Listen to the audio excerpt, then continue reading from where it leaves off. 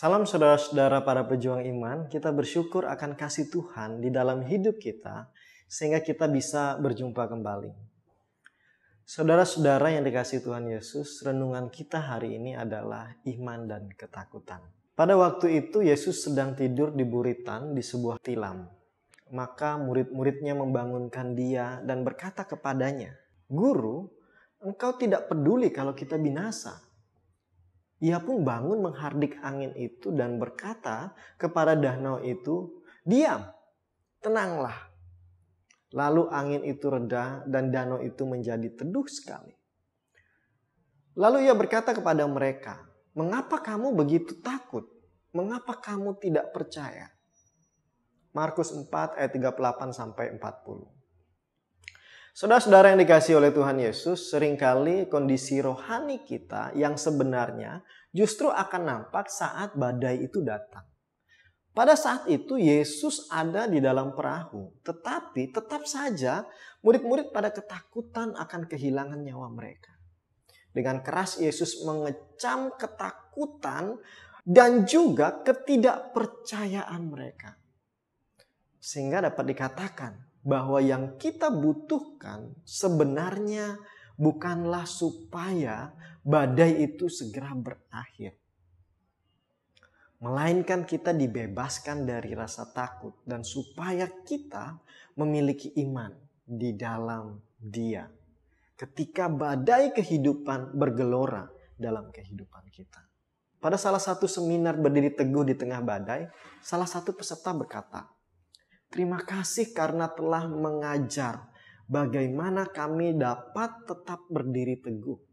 Tuhan telah berbicara banyak kepada saya melalui seminar ini. Saya sebelumnya takut untuk mati, tapi sekarang tidak lagi. Ada damai dalam hati saya untuk pergi dan memberitakan firman Tuhan." Sekarang orang itu melayani Tuhan dalam misi yang berbahaya dan strategis dalam kehidupannya tanpa rasa takut. Seorang pria parubaya di Korea Utara ditangkap setelah polisi menemukan Alkitab di dalam rumahnya. Dia dipukul dengan sangat kejam sampai dia yakin bahwa dia akan segera mati. Seorang sahabat Kristen yang lain mengungkapkan hal yang demikian. Ketika sampai pada hal iman, dia memutuskan untuk kelak mati bagi Kristus. Setiap orang Kristen di Korea Utara telah membuat keputusan yang sama. Setiap mereka memiliki semangat martir dalam hidup mereka. Jika sedetik saja mereka kehilangan semangat itu, maka mereka mungkin tidak dapat memikul beban yang berat sebagai seorang pengikut Kristus.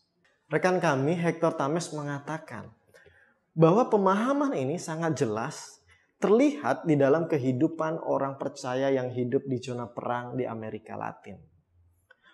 Orang-orang Kristen yang tertangkap pada perang saudara antar pemerintah dan gerilyawan Shining Path di Peru adalah contoh klasik bagi kita.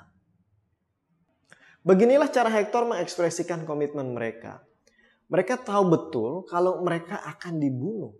Dan untuk itu mereka berkata, menjadi seorang Kristen di sini, kamu harus sadar bahwa kamu sebenarnya telah mati di dalam Kristus. Begitu kamu menyadari akan hal ini, maka setiap hari yang berlalu dalam hidupmu merupakan suatu keuntungan. Saudara-saudara yang dikasihi Tuhan Yesus, di beberapa negara dapat bertahan hidup 1 hari atau 1 tahun, itu berarti hari atau tahun itu pemberian Tuhan bagi mereka. Dan mereka bersaksi bukan hanya melalui perkataan, tapi juga dengan perbuatan.